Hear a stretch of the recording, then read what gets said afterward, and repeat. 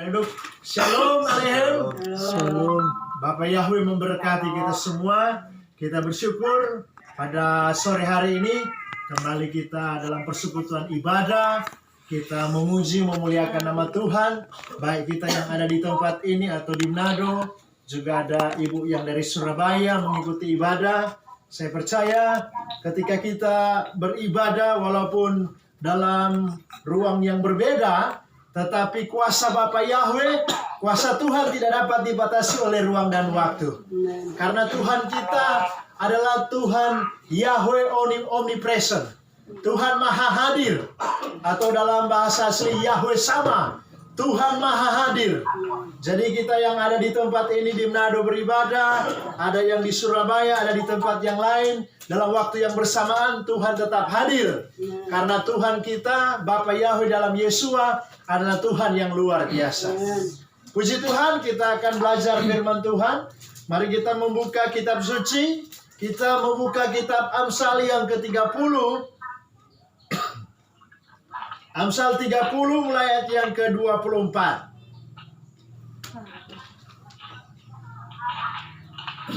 Kitab Amsal 30, kita akan membaca ayat 24 sampai ayat yang ke-28.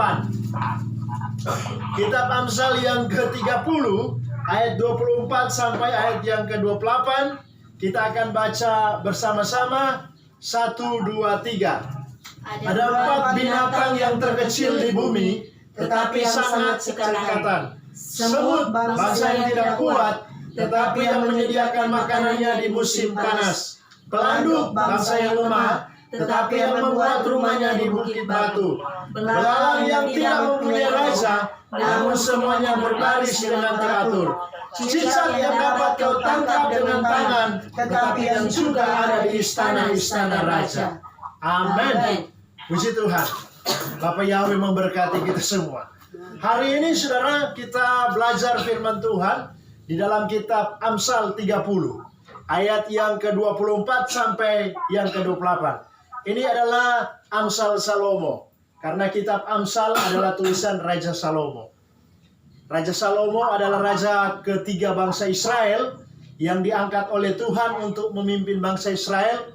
Dan dia memimpin bangsa Israel selama 40 tahun dalam masa kejayaan yang luar biasa. Bisa dikatakan masa keemasan yang dialami oleh Raja Salomo. Karena di saat dia memerintah dalam masa damai. Beda dengan Raja Saul, raja pertama bangsa Israel, Raja Daud, raja kedua bangsa Israel, yang memerintah di masa peperangan. Karena bangsa-bangsa kafir di sekitar bangsa Israel pada waktu itu menyerang orang Israel. Jadi di masa Raja Saul dan Raja Daud memerintah, masa peperangan. Tetapi Raja Salomo, yaitu raja ketiga bangsa Israel, yang diangkat oleh Tuhan adalah anak Raja Daud sendiri di masa damai. Makanya Salomo artinya damai. Nama Salomo itu damai sejahtera. Ketika kita berkata shalom itu damai.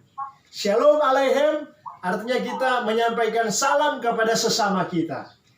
Jadi saudara, kita belajar hari ini tentang kehidupan Raja Salomo yang diangkat Tuhan menjadi Raja Israel. Raja ketiga dalam masa keemasan 40 tahun. Dia memimpin dan dia diberikan hikmat yang luar biasa. Karena memang ketika dia berdoa kepada Bapa Yahweh di dalam kitab 1 Raja-Raja yang ketiga, Raja Salomo tidak meminta musuh supaya ditaklukkan. Raja Salomo tidak meminta harta kekayaan supaya dia saudara melimpah dengan harta kekayaan. Tetapi ada satu hal yang dia minta kepada Tuhan, dan hal itu sangat berkenan di mata Tuhan, yaitu dia meminta hikmat. Dia meminta hikmat dan pengetahuan. Ketika dia meminta hal itu, ternyata itu berkenan di mata Bapa Yahweh. Sehingga Bapa Yahweh memberikan, sampai Bapa Yahweh katakan, apa yang tidak diminta oleh Salomo, yaitu kekayaan, Tuhan berikan. Sehingga saudara, kalau kita membaca dalam kitab Raja-Raja, di sana dikatakan Raja Salomo gajinya 1 tahun 666 talenta emas. Itu dalam 1 tahun. Belum saudara raja-raja lain yang membawa upeti, raja-raja di sekitar bangsa Israel yang membawa upeti kepada Raja Salomo karena hikmat yang dimiliki. Bahkan ada Ratu Negeri Sheba, Ratu Sheba yang membawa begitu banyak barang-barang berharga kepada Raja Salomo karena hikmat yang dia miliki. Nah, kalau belajar dari kitab suci, ternyata hikmat adalah Bapa Yahweh itu sendiri. Hikmat itu adalah Tuhan sendiri. Mari kita baca di dalam kitab 1 Korintus 1 ayat yang ke-24 dan ayat yang ke-30. Untuk membuktikan bahwa ternyata hikmat yang sesungguhnya berbicara Tuhan itu sendiri. Kita lihat dalam 1 Korintus 1 ayat 24 dan 30, silakan.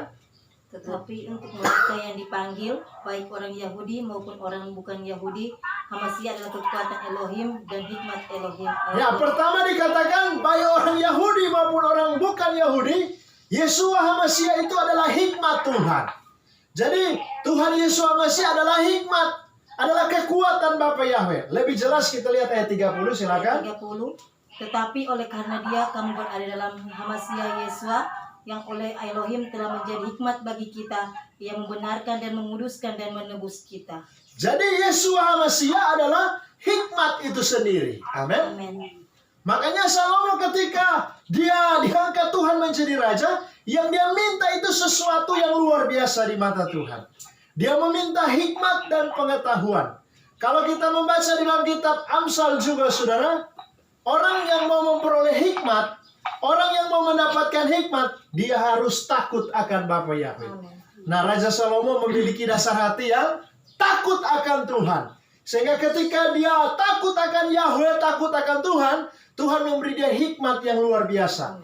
Dalam 1 Raja-Raja 4 ayat 32, dikatakan Raja Salomo menyusun ada 3.000 amsal. Dan nyanyian ada 1.005. Dia menggubah 3.000 amsal dan nyanyian ada 1.005. Luar biasa karena hikmat yang dari Tuhan. Kalau berbicara tentang amsal, apa sih tujuan amsal? Kita lihat di dalam kitab Amsal pertama, ayat 1-2 sampai ayat yang ketiga. Mari silakan dibacakan. Amsal pertama, silakan mulai ayat yang pertama. Ini tujuan dari amsal yang sesungguhnya. Silakan. Amsal-amsal Salomo bin Daud Raja Israel, Ya. untuk mengetahui hikmat dan didikan, untuk mengerti kata-kata yang bermakna, Ya. untuk menerima didikan yang menjadikan pandai, serta kebenaran, keadilan, dan kejujuran. Ayat yang keempat, untuk memberikan kecerdasan kepada orang-orang yang tak berpengalaman, dan pengetahuan serta kebijaksanaan kepada orang-orang muda. Amin. Jadi tujuan dari amsal dikatakan memberi hikmat kepada orang yang tidak punya hikmat. Memberi pengertian, memberi kecerdasan, memberi kepintaran. Dan saya mau katakan, hikmat, kepintaran, pengetahuan, kecerdasan itu asalnya dari Tuhan. Amin. Amin. Asalnya dari Bapa Yahweh.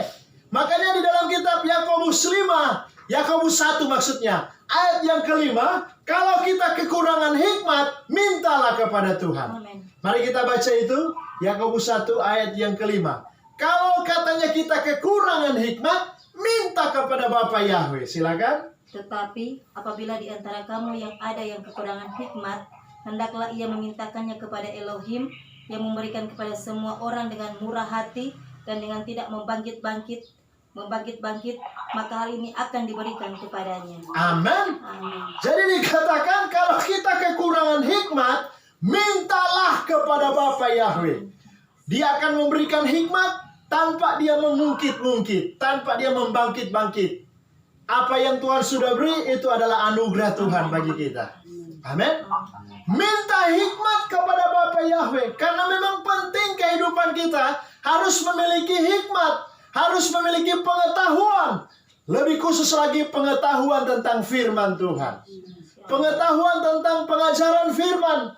Karena kalau kita punya hikmat dari Bapa Yahweh tentang firman Tuhan, kita tidak akan mudah tersesat. Amin.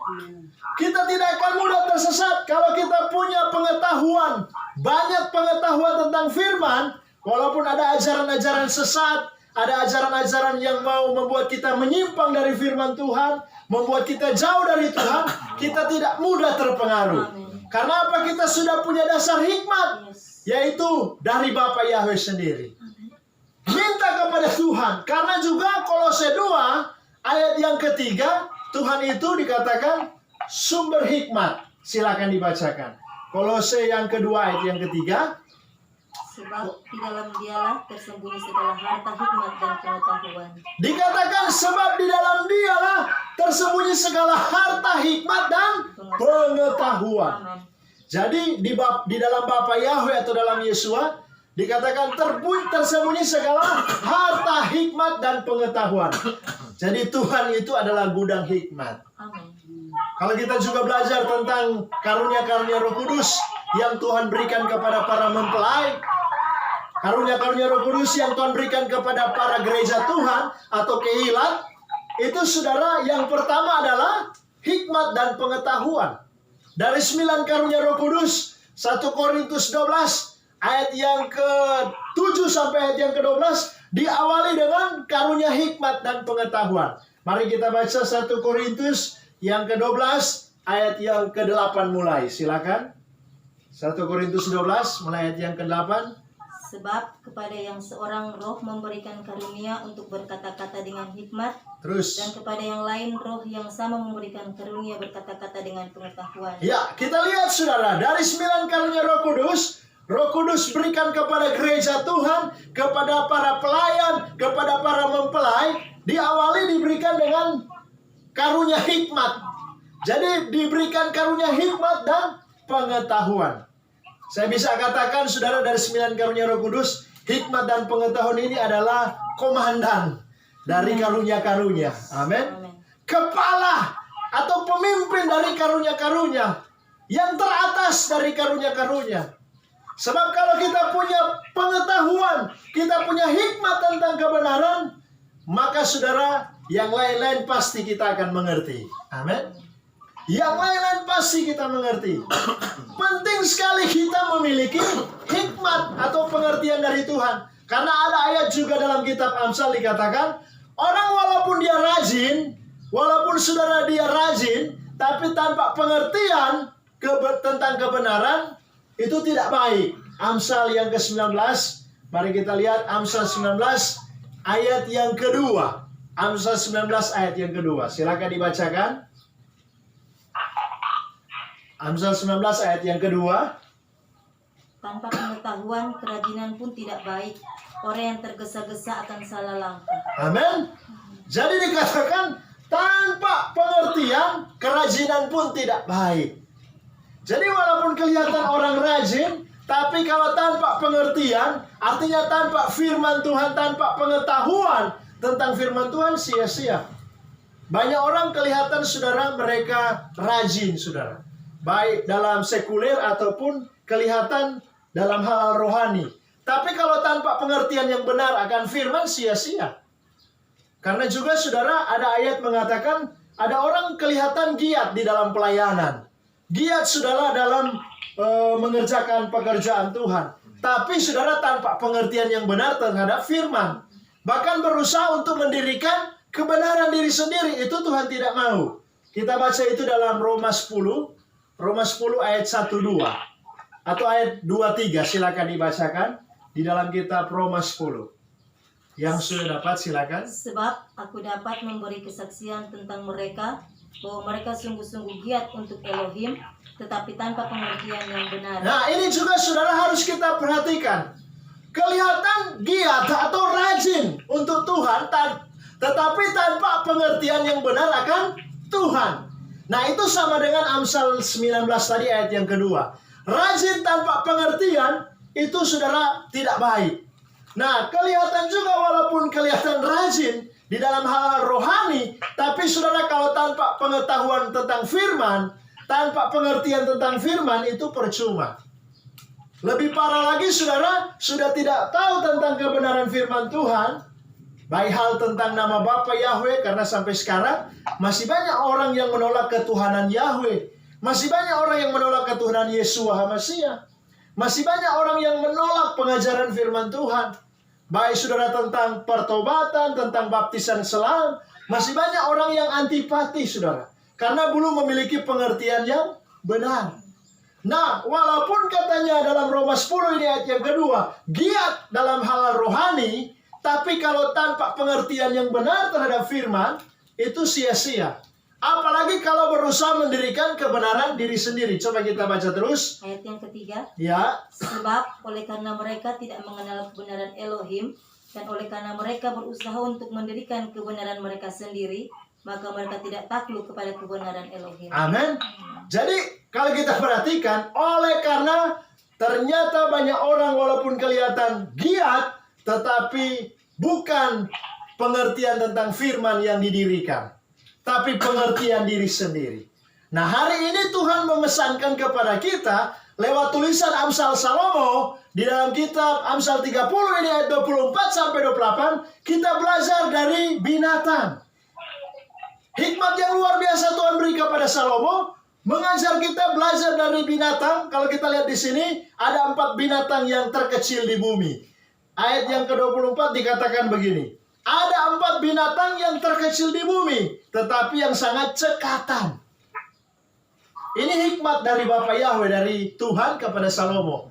Diajarkan kepada kita manusia, belajar dari 4 binatang. Banyak sekali binatang kalau kita belajar dalam kitab Amsal ini, tetapi khusus ada 4 hal. Ada 4 binatang yang diangkat oleh Tuhan melalui hikmat kepada Raja Salomo. Kita belajar, yang pertama saudara, kepada semut. Karena dikatakan begini, semut, bangsa yang tidak kuat, tetapi yang menyediakan makanannya di musim panas. Semut, saudara, binatang yang kecil. Tapi kalau kita lihat, semut, saudara, mereka selalu kompak. Kalau mereka berjalan berbaris, mereka kalau bertemu saling menyapa. Kalau kita lihat semut, ya kan seperti itu. Dan dikatakan oleh kitab suci, mereka menyediakan makanan di musim panas. Sehingga ketika tiba musim hujan, mereka saudara-saudara persediaan makanan.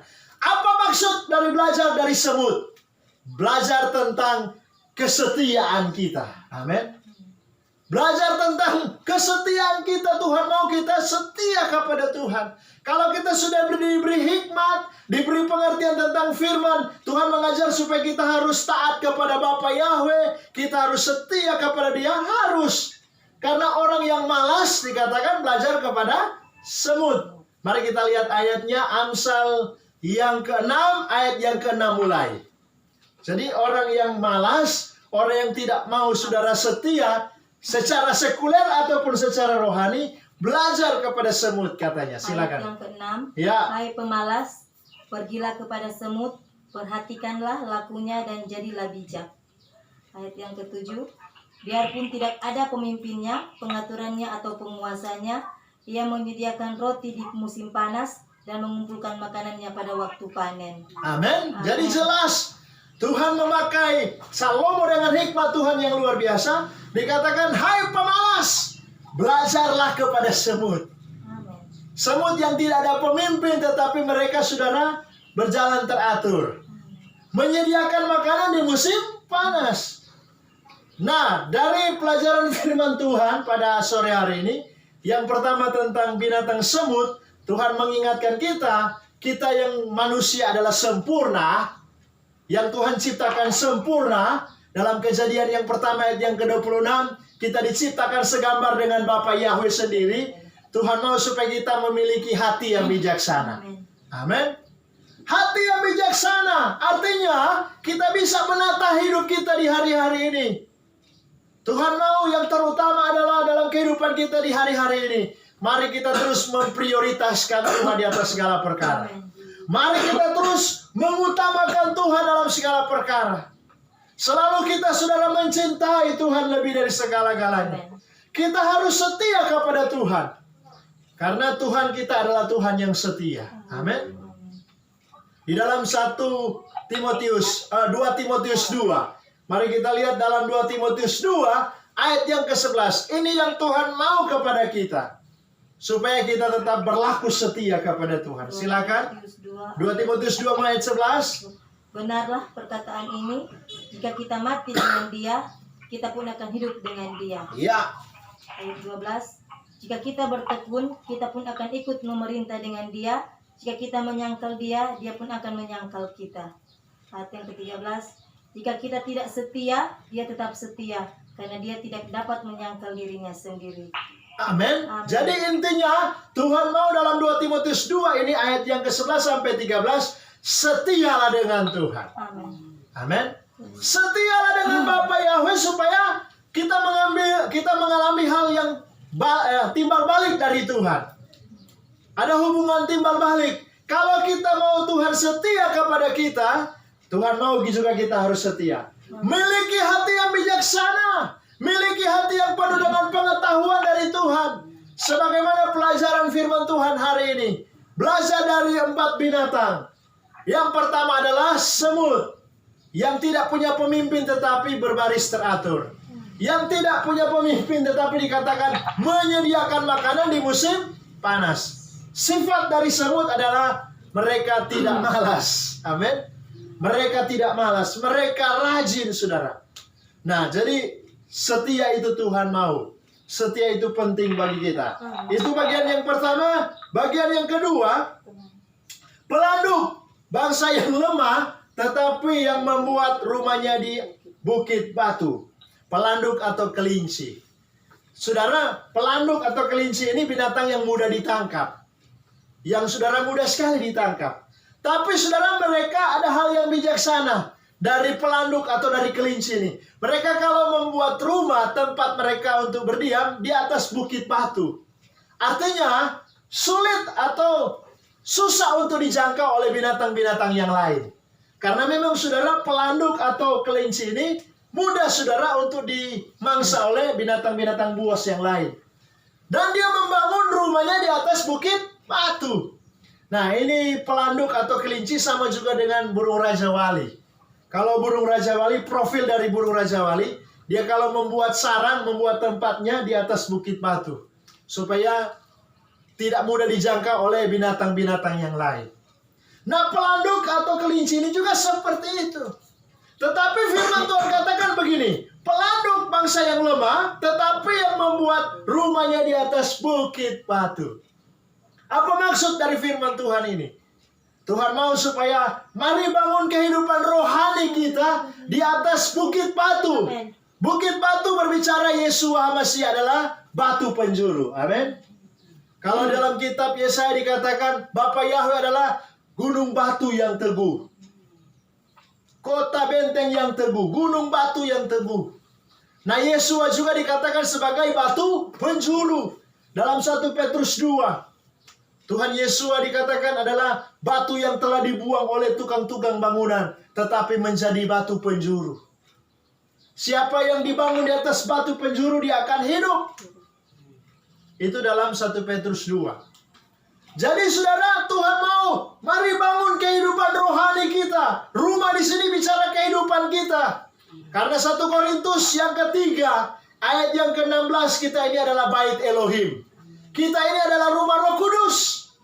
Tuhan mau mari bangun kehidupan rohani kita di atas dasar kebenaran firman. Sehingga saudara, rumah kita, kehidupan rohani kita kokoh, kuat. Amin. Tidak mudah saudara mengalami kehancuran. Karena memang kalau kita membaca di dalam kitab Matius 7, Tuhan Yesus mengajarkan orang yang mendengar firman dan melakukan, dia seperti orang yang bijaksana membangun rumah di atas dasar batu.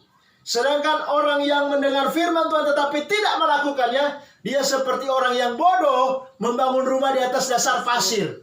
Sehingga ketika ada hujan dan banjir, rumah itu hancur. Lebih baik kita baca Matius 7 mulai ayat 24. Silakan dibacakan. Setiap orang yang mendengar perkataanku ini dan Ya. melakukannya, ia sama dengan orang yang bijaksana yang mendirikan rumahnya di atas batu. Ya, Kemudian turunlah hujan dan datanglah banjir. Lalu angin melanda rumah itu, tetapi rumah itu tidak roboh sebab didirikan di atas batu. Terus. Tetapi setiap orang yang mendengar perkataanku ini dan tidak melakukannya, ia sama dengan orang yang bodoh yang mendirikan rumahnya di atas pasir. Kemudian turunlah hujan dan datanglah banjir, lalu angin melanda rumah itu sehingga rumah itu roboh, rumah itu dan hebatlah kerusakannya. ya, jadi jelas Tuhan Yesus mengajarkan bahwa orang yang mendengar firman dan mau melakukannya seperti orang yang bijaksana membangun rumah di atas dasar batu. Sehingga ketika ada hujan, ada banjir, rumah itu tidak roboh, tidak hancur. Sebaliknya orang yang tidak melakukan firman, orang yang menolak firman Tuhan, orang yang tidak mau membangun rumah rohaninya, dikatakan akan hancur. Ketika ada hujan, ada banjir. Ini berbicara pergumulan hidup. Hujan, banjir ini bicara tantangan hidup. Ini bicara ujian iman. Berapa banyak saudara orang-orang yang mengalami keruntuhan iman, mengalami kehancuran iman karena apa? Tidak memiliki dasar yang teguh. Tidak membangun rumah di atas dasar yang teguh. Nah, hari ini kita belajar firman Tuhan. Dari kitab Amsal yang ke-30 ini ayat yang ke-24, ayat 25. Kalau tadi orang yang malas belajar kepada semut supaya jadi setia, jadi rajin. Yang kedua, belajar kepada pelanduk atau kelinci yang membangun rumahnya di atas bukit batu. Ini berbicara tentang kehidupan kita. Tuhan mau harus bangun di atas dasar yang teguh. Dasar yang teguh adalah firman Tuhan.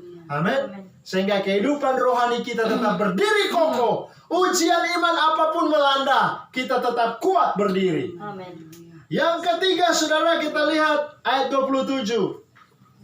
Belalang yang tidak mempunyai raja, namun semuanya berbaris dengan teratur. Yang ketiga tentang belalang. Sebenarnya saudara, binatang belalang kalau kita lihat kitab suci, binatang yang suka merusak tanaman. Yang suka saudara memakan tanaman-tanaman yang ada di ladang. Bahkan saudara, belalang juga pernah dipakai Tuhan untuk menghukum Mesir. Tulah untuk Mesir adalah belalang juga. Tetapi saudara, diangkat oleh Tuhan lewat Salomo dalam Amsal 30 ini ayat yang ke-27. Tuhan mengajarkan belajar kepada belalang yang walaupun tidak punya raja, tidak punya pemimpin, tetapi mereka berbaris teratur. Apa maksud dari firman Tuhan ini? Tuhan mengajarkan kita orang yang punya hikmat dan pengertian tentang firman, biar mudah diatur oleh Tuhan. Amin. Biar mudah dipimpin oleh firman Tuhan. Biar mudah kita diarahkan.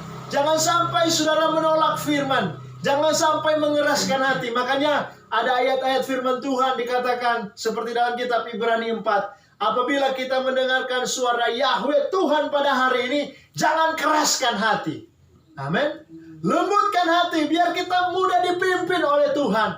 Mudah diarahkan. Mudah dididik dalam kebenaran. Karena orang yang menolak firman akan menerima hukuman. Mari kita lihat Amsal 13 ayat yang ke-13.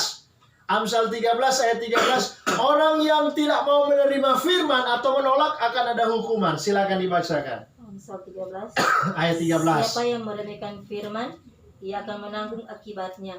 Tapi siapa taat kepada perintah akan menerima balasannya. Amin. Orang yang meremehkan firman, menolak firman, tidak mau dididik, tidak mau diarahkan, akan menanggung akibatnya. Resikonya besar, saudara. Mengalami kerugian. Lebih parah lagi, tidak mengalami keselamatan. Karena firman Tuhan itu adalah Tuhan sendiri. Amin. Firman Tuhan ini, perintah-perintah Tuhan ini adalah Tuhan sendiri. Bapa Yahweh sendiri. Pengajaran yang sempurna. Di bumi ini banyak pengetahuan. Banyak pengajaran, saudara, yang membuat orang bisa sukses, berhasil, punya gelar yang tinggi. Tetapi itu tidak membawa kepada kehidupan yang kekal. Hanya ada satu pengetahuan yang sempurna, yaitu firman Tuhan. Pengajaran dari Tuhan yang mendidik kita supaya kita disempurnakan. Yang menuntun kita sampai kepada kehidupan yang kekal.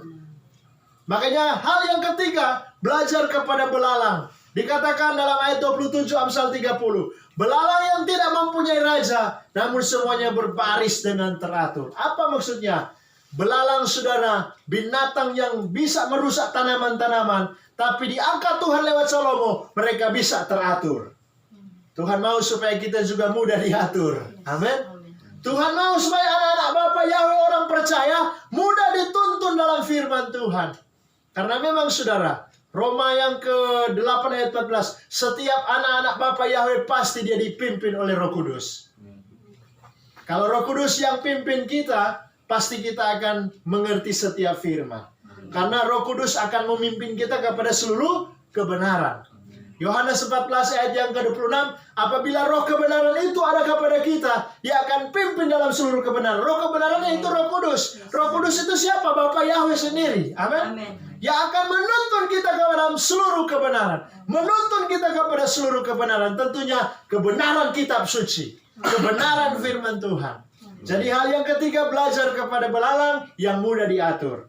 Yang keempat, cicak yang dapat kau tangkap dengan tangan, tetapi yang juga ada di istana-istana raja. Cicak, saudara, yang di rumah-rumah kita masing-masing ada, mudah ditangkap. Tapi firman Tuhan katakan ada di istana-istana raja. Apa maksudnya, saudara? Cicak binatang yang lemah, tetapi saudara, mereka pun bisa ada di istana-istana raja. Apa maksudnya? Kehidupan kita manusia yang terbatas, yang ada kelemahan, ada kekurangan. Tapi kalau kita mau hidup dipimpin oleh firman, kita mau memiliki pengetahuan tentang firman Tuhan, pasti kita akan ada di istana. Istana yang sesungguhnya adalah Yerusalem yang baru. Istana yang sesungguhnya yang Tuhan janjikan bagi orang percaya adalah surga. Cicak yang mudah ditangkap dengan tangan tapi ada di istana raja. Apa pelajaran dari firman Tuhan ini? Kita manusia yang terbatas, tapi kalau kita tunduk pada hikmat Bapa Yahweh, kita tunduk pada firman Tuhan, pasti kita pun akan ada di istana. Akan ada di kerajaan yang tidak tergoncangkan. Kata Ibrani 12 ayat yang ke-27, 28, 29. Kerajaan yang tidak tergoncangkan adalah Yerusalem yang baru. Kerajaan yang tidak tergoncang adalah surga. Itu menjadi tujuan akhir kita orang percaya. Jadi ada 4 hal kita belajar pada hari ini dari tulisan Raja Salomo dalam kitab Amsal 30. Kita belajar dikatakan dari firman Tuhan ayat 24 sampai 28. Ada 4 binatang yang terkecil di bumi, tetapi yang sangat cekatan. Mulai dari saudara dikatakan semut, tetapi mereka menyediakan makanan. Berbicara tentang kesetiaan. Belajar kepada pelanduk atau kepada kelinci, binatang yang lemah tapi membangun rumah di atas bukit batu. Belajar kepada belalang yang saudara tidak punya raja tapi mudah diatur, berbaris teratur. Belajar kepada cicak, binatang yang lemah mudah ditangkap tapi ada di istana raja. Jadi ini pelajaran yang luar biasa bagi kita. Tuhan mau supaya kita intinya adalah memiliki pengetahuan tentang firman Tuhan. Amin. Memiliki pengertian tentang firman Tuhan. Dan itu harus diminta kepada Bapa Yahweh. Kalau kita punya hati, pikiran yang mau tunduk pada firman Tuhan, maka setiap rahasia firman Tuhan pasti dibukakan. Karena saudara, firman Tuhan akan mudah kita mengerti. Pengajaran firman Tuhan akan mudah kita pahami kalau kita tunduk pada pengajaran firman Tuhan. Kalau kita tunduk pada perintah-perintah Bapa Yahweh, maka segala rahasia firman Tuhan akan disingkapkan. Dalam Mazmur yang ke-25 ayat yang ke-14, Bapa Yahweh bergaul karib dengan orang yang takut akan Dia, dan segala perjanjiannya dibukakan. Segala perjanjiannya diberitahukan. Jadi intinya kalau kita punya hati yang takut Tuhan dan mau tunduk pada firman, segala rahasia firman Tuhan dibukakan. Sehingga kita tidak mudah tersesat, tetapi kita akan terus dituntun dalam seluruh kebenaran. Sehingga janji-janji Bapa Yahweh kita boleh alami. Bapa Yahweh memberkati, biar firman Tuhan ini jadi berkat bagi kita semua. Kita mau bersyukur. Terima kasih Bapa. Kami bersyukur sore hari ini. Kami sudah diberkati dengan firman-Mu. Meteraikan firman-Mu di hati kami. Dan Tuhan biar itu jadi kekuatan bagi kami. Kami mau menyembah Bapa dalam roh dan kebenaran. Berkati penyembahan kami di dalam nama Tuhan Yesus Mesias. Haleluya. Amin. Kita angkat satu pujian untuk kita menyembah Tuhan.